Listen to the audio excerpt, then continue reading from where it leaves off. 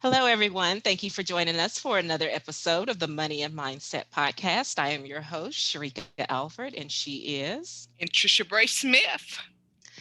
Today, we have the pleasure of having a guest with us, Melissa Rodriguez of Drop Debt Diva. And I just love that name, Drop Debt Diva. She Yes. is going to share with us her story of how she accomplished debt freedom. She paid off $71,000 worth of debt over the course of 4 years. Whew, let me take a breather after that. So she's here. She's going to share with us her story because, as you know, here at the Money and Mindset podcast, we love to hear about the journey that you're going through and also once you accomplished your goal. And so, Melissa, I'm going to turn it over to you. And if you would just tell us a little bit about you, introduce yourself, and tell us your story. Yeah, thank you so much, lady, for having me on the show. It's a pleasure being here. Honestly, thank you. I'm so grateful for the opportunity to talk about my story, which sometimes I think I should write a book about it. It's been a rough couple years, but here we are. So yes, my name is Melissa. I live in Austin, Texas. Been here for 2 years. I moved from Orlando, but I'm originally from Puerto Rico. So I have no one here in Texas by myself. I'm a technical recruiter for a Fortune 500 company right now. And one of the reason I was able to get out of that was because of this amazing salary that I was able to get. But my story started a few years back when I was married, and someone recommended me to read Total Money Makeover from Dave Ramsey. So Dave Ramsey was very attached to my process, and when I read the book, I was like, oh my God, this is great. So simple, so easy, but it was more of a wake up call. And I was like, oh my God, we need to start doing this. So my husband and I, because I'm divorced, we were in a lot of debt. And unfortunately, we were not on the same page with everything, but we started this process. So, but at some point back in 2018, I had a aha moment after my mom passed away and I started going through a divorce. So that moment when I saw myself alone without my ex-husband's salary, living by myself, I used to have I used to give myself a great life living in a nice apartment without realizing that I had so much debt and one thing didn't go with another. So when I saw myself doing grocery shopping one day by myself, the first time I went when I was going through my divorce, I started crying in the middle of the parking. And I was like, oh my God, now I'm by myself in a lot of debt in a state where I don't have anyone else. And that was my aha moment. And I was like, you know what? No, this is not it. You're not the first one to go through this. You're going to get out of this. So the first thing I did was trying to find a new job because I knew I didn't have that salary that my husband had, which was amazing. Me by myself, my salary was okay. I think I was getting my salary was around the 50s, which was okay, but not for the lifestyle that I wanted to give myself. So I was like, you know what, Melissa, you need to step it down a little bit. You need to move to a cheaper apartment, even if you don't like it, to an area that you don't love. So I did that, and I started Melissa, doing. let me stop you Yeah. just for a minute because you've just given us so much. And I think it's uh, necessary for those that are listening in to just kind of absorb uh, kind of the backstory that you've given us so far. Now, what I heard you say was, you know, you were able to do some positive self talk in the Yes. midst of the crisis, in the midst of the uh, probably one of the darkest moments you faced Mhm. up until that point. All of a sudden, your life has changed. Not only have you had great loss in death, Mhm. but also, now you're going through this divorce. Where were you able to find the strength? Where were you able to find that um, courage to stand up and give yourself the encouragement that you need in that moment? I need to be honest, I never went to therapy, and having my family and my closest friend telling me you need help was a big a part of my process because I was in completely denial. I was going through a huge depression all this debt that my divorce was costing me than being by myself. So I need to admit I needed help. I got help, and it was a huge part of my process. When I realized, you know what, you're right, I need someone to help me get out of this crisis. It will take time. My debt free journey is going to take longer, and I knew that because now it's only one salary. But it was a big part of what I was able to do. Thanks to my family, they knew, about my mom passing away and going through the divorce, which was very difficult, how hard everything else was going to be, and mostly because I was by myself now. So basically, I always thought, like, getting a side hustle was like the best thing to do, and I did had a side hustle with my husband. We started doing Uber Eats back then, and everything we made, we put it towards debt because we had a lot of debt together. So part of my divorce was getting to pay him everything that we had together. Everything was 50-50. So my divorce cost me like $15,000. So I added that on top of everything else that I had, on top of my credit card, my student loan. And we did that for a long time. And after we got divorced, I was like, you know what? I need to keep doing Uber Eats even by myself. I know it's hard, it's difficult, it might be, a little scary to go places by myself, but I still need to do that. And I did, and I continue doing that. And even after being debt free, I still do sometime Instacart because, it's extra money. But it was a very difficult time. It was very hard because I was like, okay, I need to find a new job. I start finding new jobs, like a better salary. As a recruiter, I work with commissions too. So I wanted like a more stable salary. And every interview I went to, I got declined. Everything. I went to like 10 different interview and I got declined until I got an interview with my dream company, and they declined me. They were like, you know what? You're not what we're looking for. And I was so frustrated. And at that point, I was like, oh my God, you don't want me to move from this company for a reason, but I want a better salary. And I stayed that company that I was working with. And I was like, you know what? It's completely fine. I'll stay here.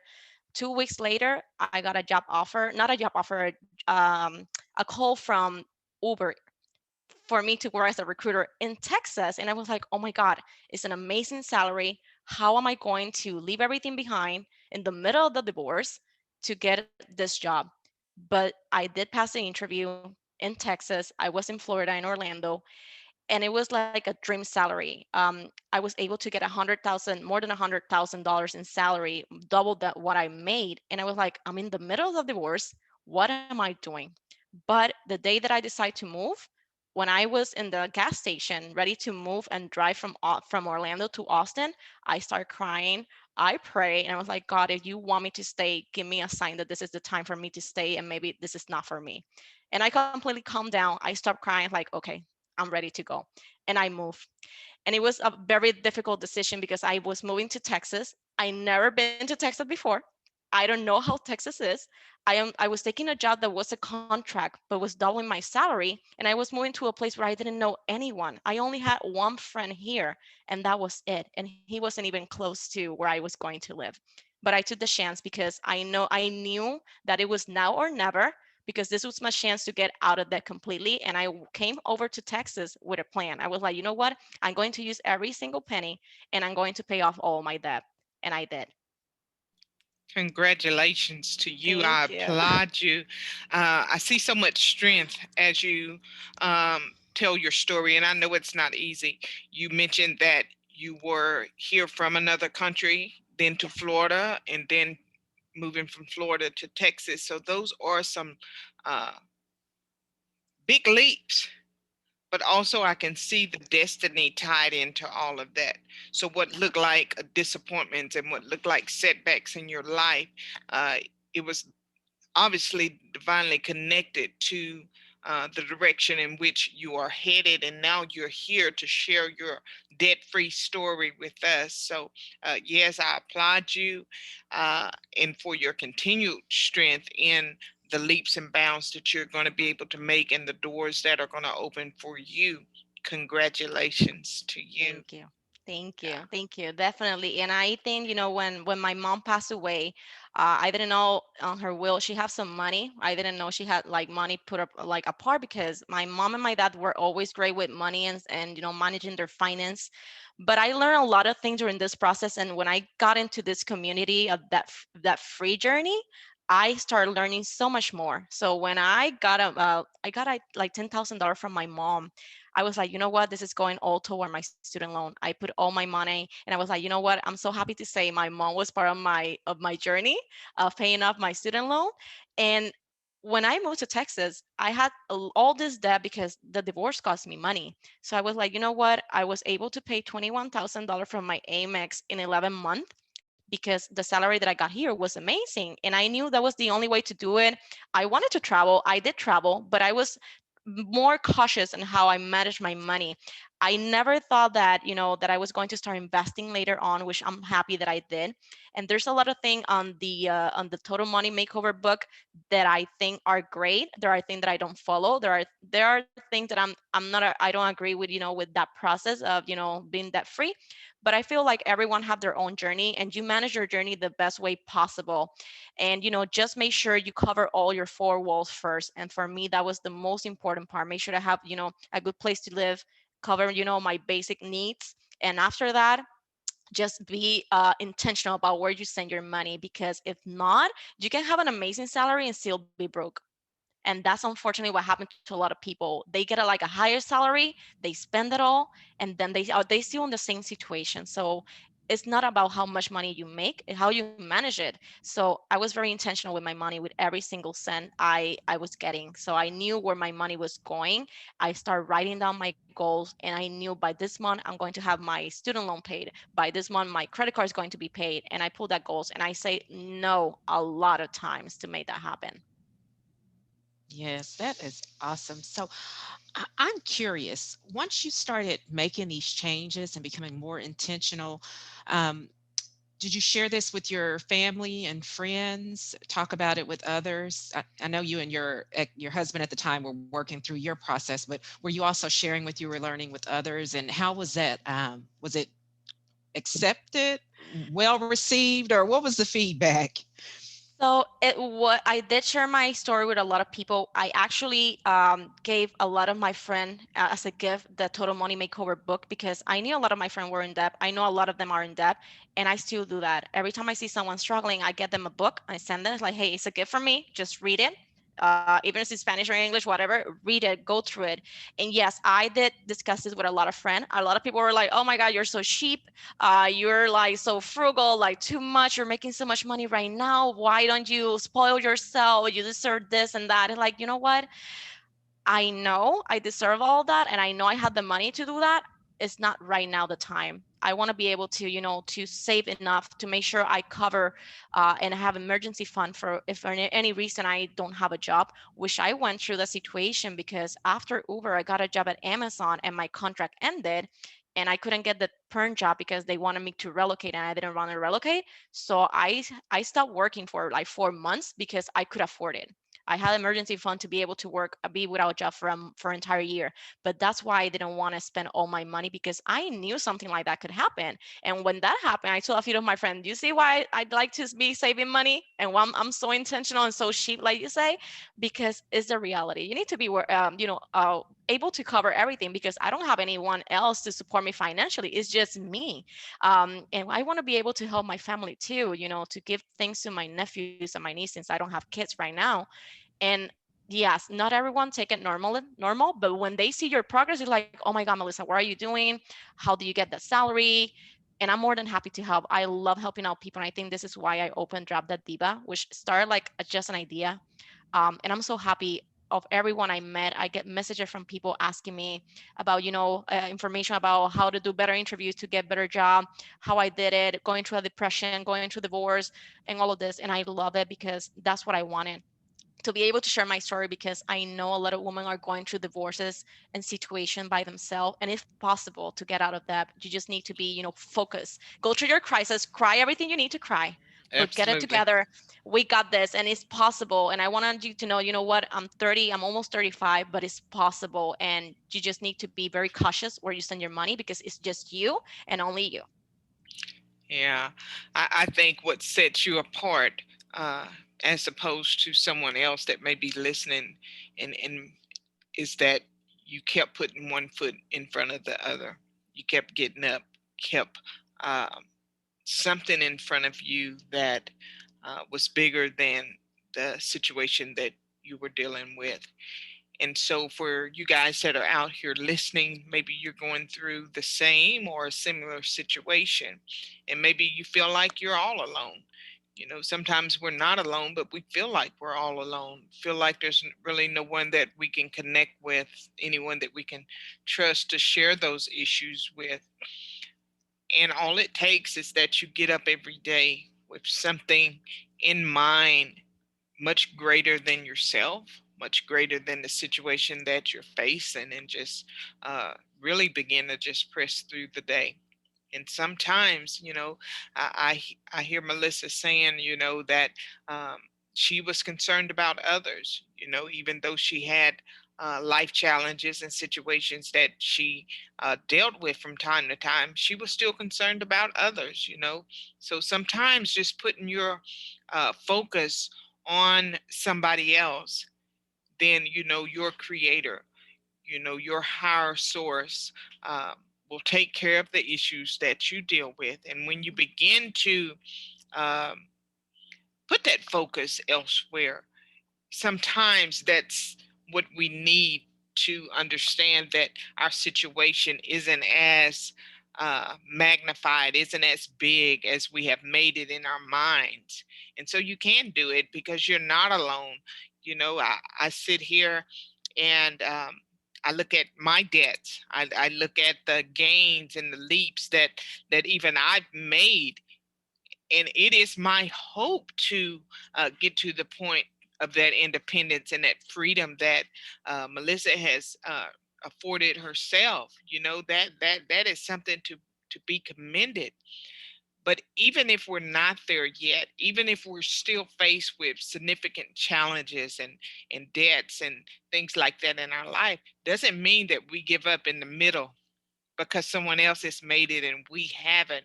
We have to continue to get up, keep our goals in mind, stay disciplined, stay focused, keep that mindset on the end goal, and begin to continue to press forward in whatever situation that you find yourself in. Definitely. And I really think that, for example, once you are out of debt and you see people posting like their net worth, like, oh my God, 200,000, 300,000, a million, because I listen to different podcasts about people that are millionaire because that's my goal, everyone's goal. We want to have enough money to live comfortable and be able to give forward to others. And I'm like, you know what? No, I'm doing great. I am trying to grow my net worth. It will take time, little by little, and I know if I want to go there and get to my goal, I still need to do things on the side that will help me get there. So I don't mind doing, like, people ask me like, why do you do Instacart? You have such a great salaries, because it's additional money. It's never a good bad thing to have more money, to get to your goal. It kept me busy sometimes. So yes, it doesn't matter you're debt free. You still have another goal. Now your goal is to set, yourself another goal to have your network, leave a legacy to your family, to your kids. And even right now, if I don't have kids, you know what? I know at some point I will probably have them, but I want to start building my legacy for my kids, for my family, my nephew, my sister, because they have given me so much. And I'm so grateful, for everyone that helped me through my process. But the work doesn't stop. And of course, we all want to retire at some point. I wish I can do that soon, but it still take time. And I'm not going to lie, there's still time where I'm going through all these challenges. In the middle of the pandemic, I was so grateful that I had a job, and I found a job immediately after I lost mine. And I'm always saying, you know what, it can always be worse. And I'm grateful for the opportunity, for the challenges, for all the time that I cry by myself in my bedroom, and it's part of the process. And yeah, everyone process will be different. So don't get discouraged if you see someone saying, oh my God, I got out of debt in 1 year. Great, that's amazing. It's not everyone's situation. Your salary, your goals are different, and you will do it at your own pace and your own time.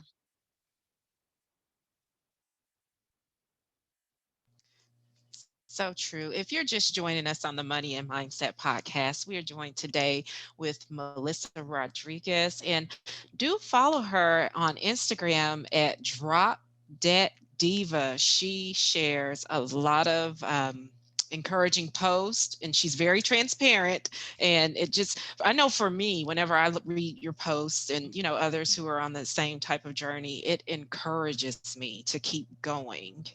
And so that's another reason why I also post with the hopes that I'm encouraging someone else. So it's all about, as we go through our journeys, to help others on their journeys as well. And again, I really do appreciate you being here and being so open and transparent, because you have a wonderful story that you've shared with us. Thank you. And before we wrap up, is there anything else that you would like to say to our audience? Yes, and you know what? I think if there's anything I learned from my divorce process, managing finance together with someone else can be very, very difficult. And sometimes the most important part is trying to be on the same page, and that communication or where the money is going needs to be on point, because unfortunately, money is a huge problem in marriages and relationship, unfortunately. And I think I learned, my lesson, during my process. There's thing I regret, not being able to do before with, money situation and finance. But I think it's part of the process, learning from those mistakes, and just make sure, you cover everything that is important, and have that communication with your significant other, even if you're dating or just boyfriend or girlfriend, whatever, it doesn't matter. It's important to have those communication and make sure you both are on the same page and the same goals are aligned. Very well said. We've had several discussions on the Money and Mindset podcast about relationships and Not finance. easy. And Not I'm so easy. proud of Anntricia over there. She's just going to stay quiet this time around. But yes, thank you so much, Melissa. Well, guys, we're going to wrap up this episode, and do communicate with us. Shoot us an email at the Money and Mindset Podcast at gmail.com. That's Money and Mindset Podcast at gmail.com. Let us know where you are in your journey. Share your story. And if there's anything that you guys would like to hear us discuss, let us know that too. Melissa, thank you. And that's it. Take care, everyone. Thank you, guys. Bye bye.